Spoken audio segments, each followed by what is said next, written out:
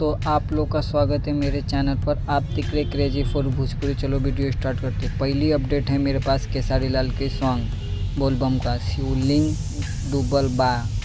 ये सॉन्ग आज सुबह 6:15 को रिलीज होने वाला है और ऐसे ही अपडेट पाने के लिए मेरे चैनल को सब्सक्राइब करके रखना। भोजपुरी का हर खबर सबसे पहले मेरे चैनल पर आता। बढ़ते हैं नेक्स्ट अपडेट की ओर।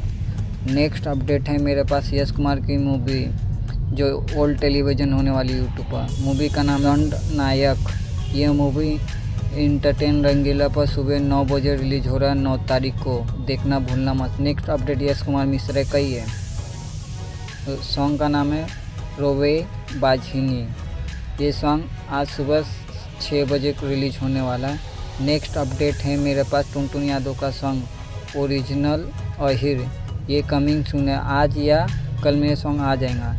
नेक्स्ट अपडेट है मेरे पास विक्रांत सिंह की मूवी भूत, जो भोजपुरी सिनेमा पर आपको देखने को मिलेंगे 10 अगस्त को। देखना भूलना मत। और आपको वीडियो अच्छी लगी तो लाइक करें, शेयर करें, सब्सक्राइब करें। मिलते हैं नए वीडियो में। धन्यवाद।